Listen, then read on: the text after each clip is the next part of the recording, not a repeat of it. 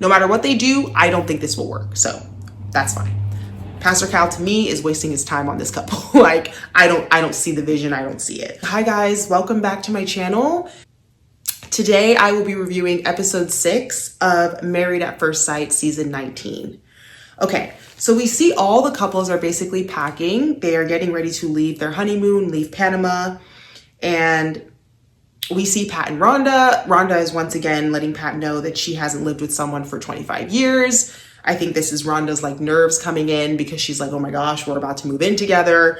You know, we'll see how that goes. We go back to Will and Brittany, and we basically see a flashback of them speaking after their last conversation. Brittany says she understands where Will is coming from, and, you know, they kind of hug it out. So this was the, you know, disagreement they had where Brittany was mad that Will didn't want to be intimate with her. So it seems like they've kind of come to some kind of consensus on that. Brittany is understanding where Will is coming from, and they've kind of made up from it. And Brittany once again brings up that her reaction to Will was also coming from her projecting some of her fears from past relationships and not feeling wanted. Once again, Brittany needs to get past this stuff, right? Because I think she's said this, maybe like this has come up like twice or 3 times now, where she's saying that she's projecting something from her past onto Will, right? So Brittany really has to work to heal these things from her past, because Will is not her past relationships, right? They're not the same. Okay, so then we go back to Belinda and Chad. Belinda says that she will be working and is not used to having somebody around after work. So she's just kind of expressing that it will be weird to kind of merge their lives and to have somebody around all the time. And then Belinda says she's really excited to see how Chad is going to treat her dog. And that will kind of tell her a lot about who Chad is as a person. And then we also see Belinda mention that she also sleeps with her dog in the bed. So it looks like Belinda and Megan both sleep with their dogs in the bed. Strange behavior, guys. You know how I feel about that. So basically, Belinda's also curious to know if the dog sleeping in the bed is going to be an issue for Chad. So we shall see. And then Chad basically says that his dog doesn't sleep in his bed. So this is not something that Chad is used to. It's not something that I'm used to. I still don't understand it. So we'll see how they can merge their lives together. I think this whole dog sleeping in the bed can be a problem with couples. So we'll see. All right, then we go back to Megan and Derek. We see Derek say he uses cleaning products that are non-toxic. Derek can basically see that Megan is very, very close to her dog. Her dog's name is Zoe. Megan once again says Zoe sleeps in the bed with her, and it seems like Megan is not really trying to change that anytime soon. She's like, Zoe will continue to sleep in the bed with her. I guess now she will be sleeping in the bed with her and Derek. And you can tell by Derek's reaction that he was not thrilled to hear that at all, but he doesn't really say anything else about it. Megan is talking about how Zoe is basically her everything, and Megan says Derek is the second parent now to Zoe. Yeah, and guys, I'm not really a fan of Megan. I think that she's a little bit out of touch. She seems like she could almost be a little spoiled, and I think she might need to go touch some grass. I don't know. Yeah, and all I can say is, you know, I'm African. Only in America are people treating their dogs like, I mean, I love dogs. I'm not saying I don't, but I'm just saying I'm not the type of person that's going to be putting clothes on a dog and they do a lot with their dogs in this country, in my opinion. A little too much, right? But yeah, so Megan is just saying that she's, I'm sure, gonna kind of pay attention to how Derek treats her dog, since her dog is her everything, she says. So we'll see how that goes. Then we go back to Jalen and Josh. Josh says he told Jalen he loves her, and Jalen said it back. Not surprised, these two seem very much in love. They seem very loved up. Jalen invited Josh to her workout class. Josh did a pretty good job of keeping up with her. He was like drenched in sweat, and it looked like he was really happy to see Jalen like in her element. Yeah, and Jalen seems like she was also very happy. Like, she seems like a great instructor, so that went well. Okay, then we go back to Brittany and Will. Will sees Brittany's house for the first time. And I thought that this was so strange. Like, Brittany is You can tell she's excited for Will to be in her space, see where she lives. She has a very nice house. She's decorated it nicely. Will is like walking around saying barely anything. Barely has even an expression on his face. He can't even crack a smile. The guy is so crazy. Like, he's just weird to me, you know? He's such a buzzkill. Like, that's what comes to my mind. Like, just a buzzkill. So we then go, you know, we see Brittany. She's in her closet. She's trying to figure out what clothes to bring to their shared apartment. And Will has the audacity to talk about how she has a lot of clothes or something.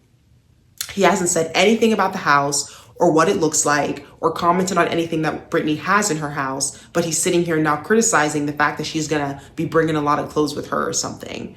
Brittany is clearly not happy about this at all. And we see that she's crying, talking to the cameras, you know, kind of just like confused because she feels like Will is kind of judging her in some way. Yeah, and once again, I don't have faith in this couple. And it's not because of Brittany, guys. It's because of Will. I'm not saying Brittany doesn't have her own issues in terms of projecting her previous relationships onto Will, but Will is still the primary issue in my opinion, because I just don't see the effort that he's putting in to make this relationship work. Like, and I also don't want to be with somebody that has no expressions. Like, yeah, Brittany needs to throw in the towel with this one, in my opinion. It's not gonna work. Okay, so then we go to Pat and Rhonda, and we're going to see Rhonda's house for the first time. And I believe we find out that Pat lives with his mom. It seems like he's lived with his mom since his last relationship ended. Rhonda's home is very much giving Rhonda, okay? I was like, wow, she has a lot of clothes that were not necessarily looking the most organized. And it seems like Pat is considering moving in with Rhonda. And Rhonda is like, She says that she has some concerns with cohabitating. We all know Rhonda does not want Pat moving in with her. She doesn't want that. She wants her own space. So it'll be interesting to see how that unravels. Okay, then we go back to Derek and Megan, and we see that Derek is basically on a walk by himself. He doesn't seem very happy, you know, and he basically explains that last night Megan's dog was barking and sleeping on his side of the bed. Him and Megan had an argument on who should be walking the dog.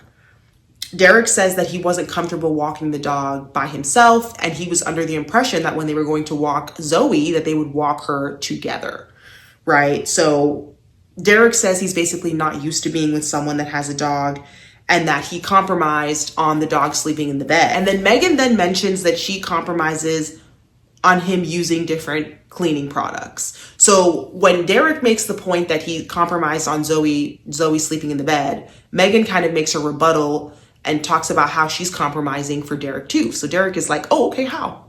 And so Megan decides to mention that she's compromising by having to deal with Derek using non-toxic cleaning products.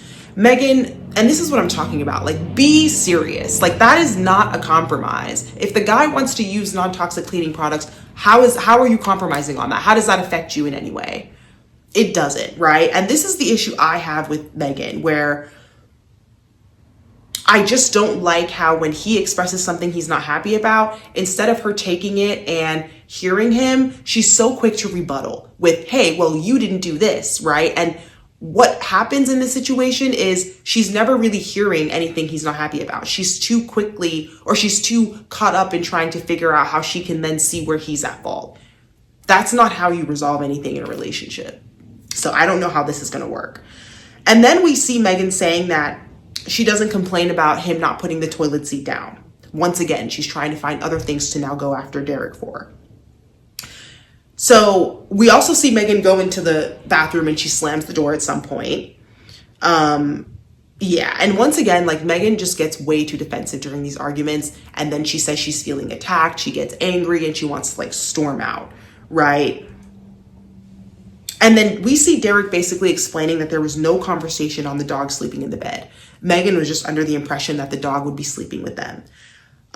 Megan makes a point, and I actually agree with Megan on this point. And she basically tells Derek that if Derek is not happy with something that she's doing in the moment, he needs to speak up in that moment. And I agree, because when Megan said that Zoe would be sleeping in the bed, right, earlier in this episode, Derek did not say anything in return. And that to me is an issue, right? You need to be able to say at that time, I'm not comfortable with the dog sleeping in the bed, right? Instead, he's bringing it up later on, which then is kind of having Megan feel like she's just being bombarded with all these things that he's not happy about. She had no clue. So Derek needs to work on that. In that moment, he needs to express he is not happy. He shouldn't come back later with a list of issues that he has with Megan. That's not fair. So in that sense, I do agree with Megan on that. They are basically preparing to see Pastor Cal. Derek has this god-awful gold sequin jacket on. I don't know what is going on with these two. That is just, it's not giving, okay? It's not giving at all. And then Megan has on this like sequin skirt and some gold sequin shoes. I don't know why they've decided to match with sequins, but guys, I wasn't feeling it. I wasn't feeling it. If y'all were feeling it, that's fine. But I was like, this is no. So we see Pastor Cal basically ask about the dog sleeping in the bed and how that works with their intimacy. Derek basically confirms that there is no issue with the intimacy. So the dog is not interrupting intimacy. So glad we got that out of the way. So that's good. That's good to know. All right. So then basically we see Derek say that he's okay with the dog being in the bed. Right. So so basically Derek says that he's okay with the dog sleeping in the bed and basically says that, Megan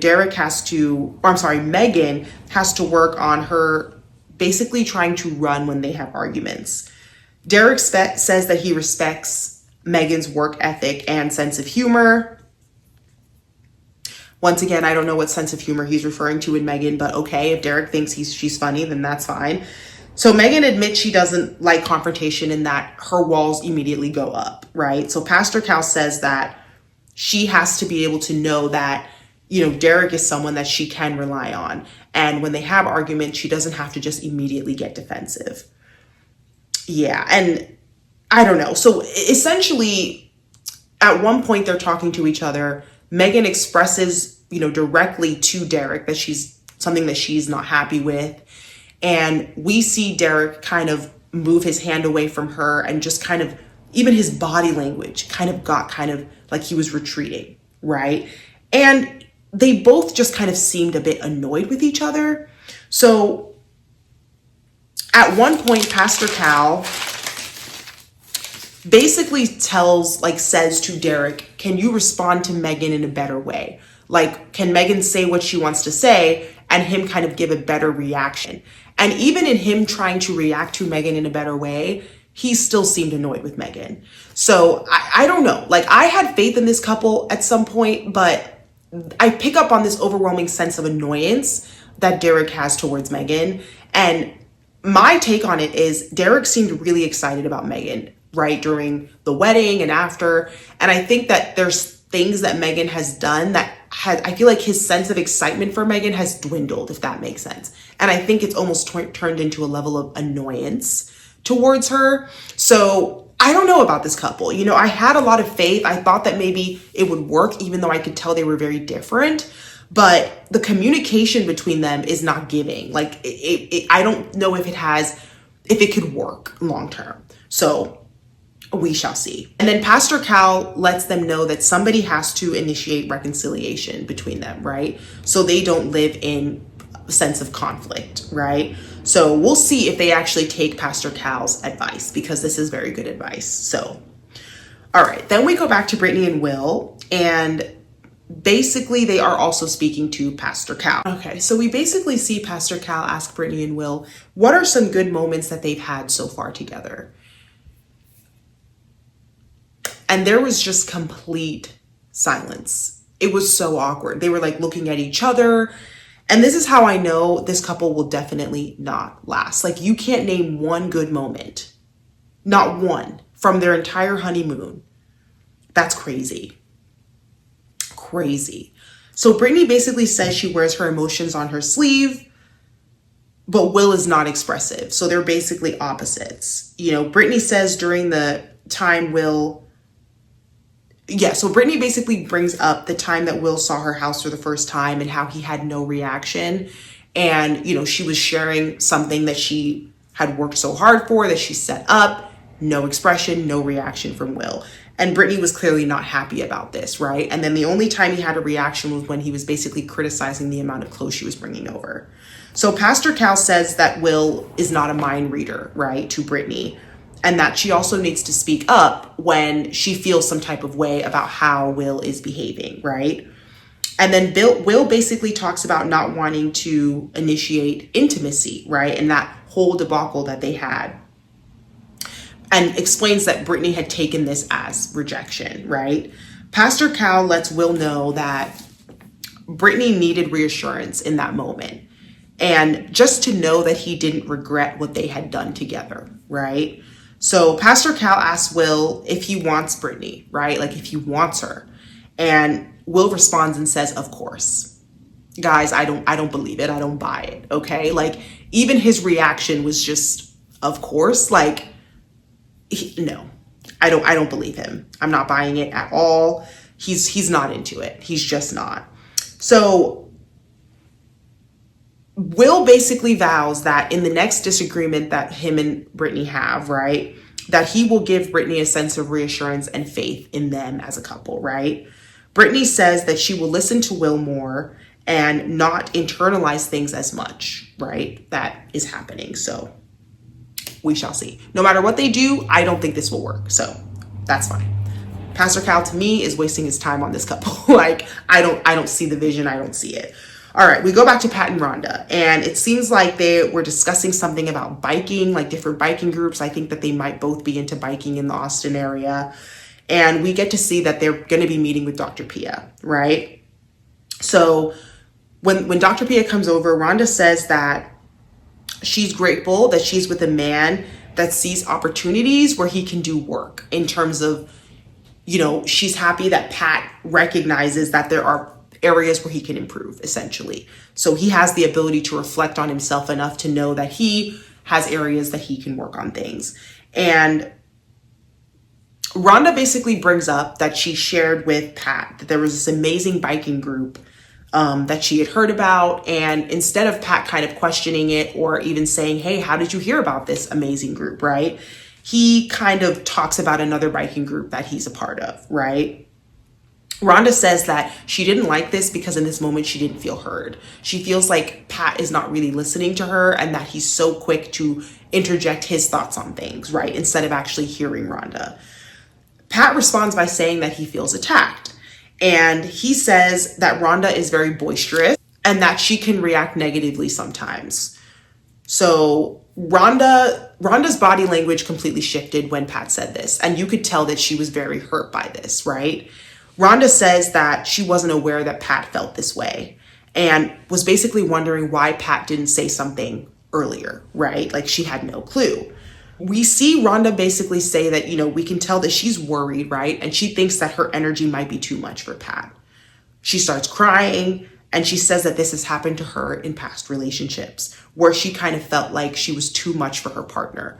And, you know, I understand Rhonda and where she's coming from because, you know, we can all see that Rhonda has a very big, strong personality, right? So this is not something that she can just change. This is kind of who she is, right? So I can imagine that in past relationships, she probably felt like she was being rejected by her partners for who she was, right? As a person, like these are not things that she can just change. This is who she is.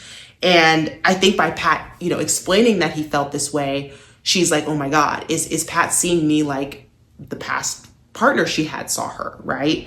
So basically Dr. Pia asks if Pat feels like Rhonda's personality is a flaw. Pat basically reassures Rhonda and says that he doesn't see it as something that's negative, and he explains that who she is and her personality has helped her to raise her kids, and it, you know, he loves that about her, but that he just needs to find a way to deal with her directness, right?